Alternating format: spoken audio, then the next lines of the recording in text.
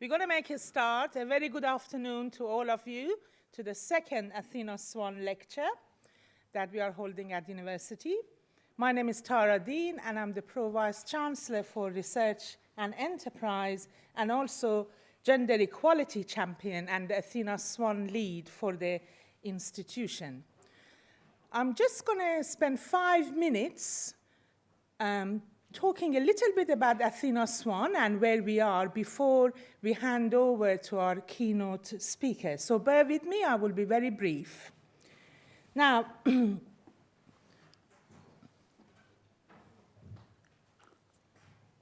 what is Athena SWAN? Well, it's a charter. It's a charter which evolved back in 2005, and it evolved from a project and a scientific women academic network. So the SWAN is an acronym, and it should always be capitalized. If you take nothing away, take that away from this lecture. So it was established in 2005, and it was really for advancing women's career in STEM, science, technology, engineering, maths, and medicine. And it was a way of celebrating good practice and retaining and promoting women. In 2015, the charter was extended to address gender equality much more broadly, and not just a career progression that affects women, and it includes now arts, humanities, social science, business, and law.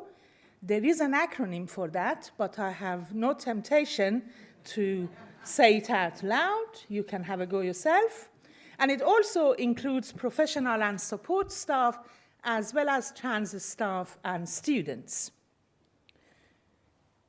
Really, the issue of inclusivity is at the heart of our core values. When you read our university strategy, you will see that we do want to enable our staff and liberate their talent. And students that we have with us are really at the heart of everything we do. So inclusivity agenda is something that we value greatly at Brighton.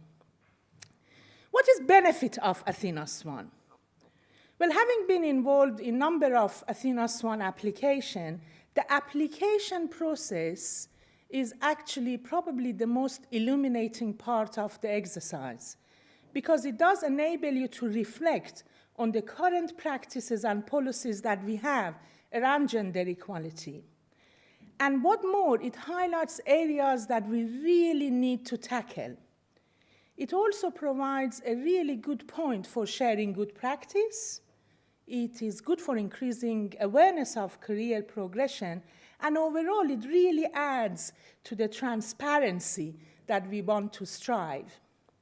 There are other external policy drivers. So RCUK now looks at Athena SWAN as an indicator of what's happening in terms of gender equality. Sally Davis, the chief medical officer, made it very clear that if institutions don't have a silver award, departments don't have a silver award by a certain time, they will not be able to access NIHR research funding. Of course, it also was part of our REF submission in terms of our environment, what we provide for our staff, and who knows whether it's going to come into TEF or not, but I'm pretty sure it will at some point. Now, what do we actually apply for? So institutions can apply for different awards. So these are either bronze, silver, or gold. No institution to date as an institution has a gold award. So in terms of bronze award for the institution, it's all about the application identifies the issue that the institution needs to tackle, what are the foundation in tackling those issues, and what are they doing in developing an inclusive culture. When an institution gets a silver award, it's all about demonstrating that actually activities are already underway, and there are evidence that they have promoted gender equality within the institution and challenges across a number of disciplines. Now, to have an institution silver award, you must have at least one of the schools within the institution holding a silver award. For schools or department, bronze is simply identifying challenges and having an action plan and planned activities for future. For a department or school to achieve silver, you have to demonstrate ongoing activities, and you have to demonstrate evidence of impact. For a department or school to achieve gold award, you have to have significant record of activity and impact, and be really beacon of gender equality, and champion the Athena SWAN good practice. So let's have a look at where we are at Brighton as an institution. I have 3 slides looking at academic staff, professional services staff, and students. So when you look at our academic staff, this is a clear demonstration of what is known as the leaky pipeline. It is not common, it's not a picture that is uncommon across the sector, but as you can see, the higher up you go in academic careers, the less likely that you have gender equality in terms of seniority of women, particularly around professorships. When you look at the support staff, the picture is very mixed across the patch, across the sector. But you still see, when you're looking at this, sometimes the senior levels and higher grade levels, women are actually, there are more women in those positions. And it is a mixed picture. It's not as clear cut in terms of professional staff as it is for academic staff across the sector.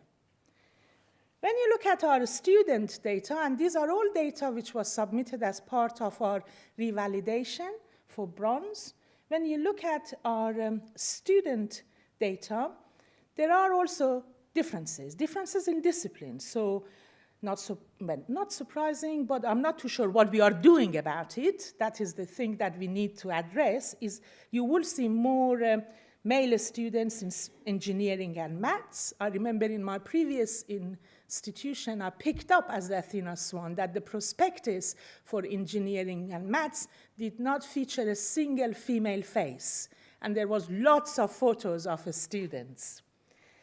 In certain areas, in our case, in health sciences, majority of the students are female. Female students do tend to progress better and actually achieve better grades at Brighton.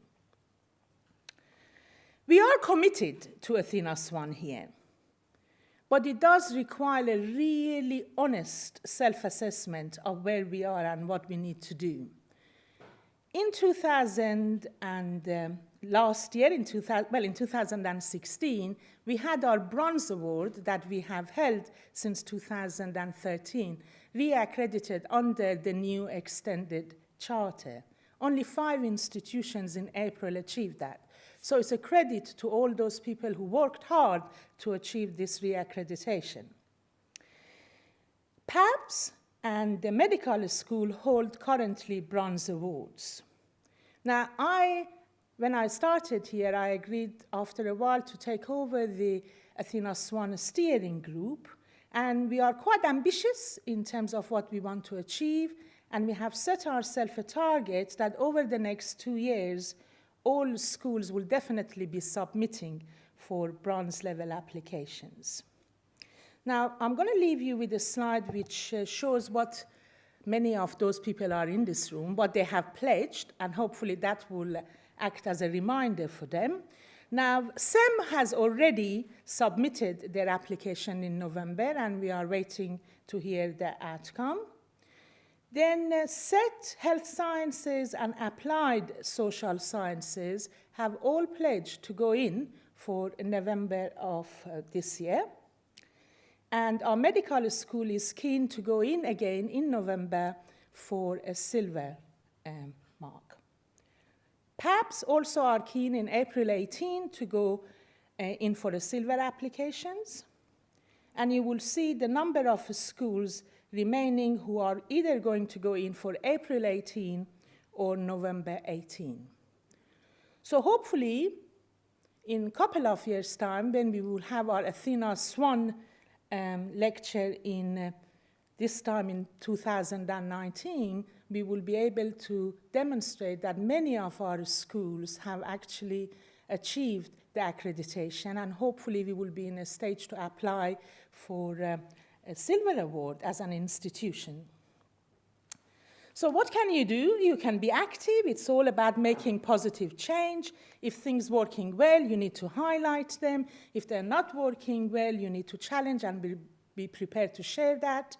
I had in my previous slide all the names of the Athena SWAN leads, and you need to engage with those individuals and with the self-assessment team within your schools. And of course, engage with the gender network group as well. So that's all really I wanted to say, and I am delighted to introduce Professor Tom Welton. He's currently Dean of the Faculty of Natural Sciences at Imperial College London. And in his biography on your website, Tom, it says you are the world's first professor of sustainable chemistry.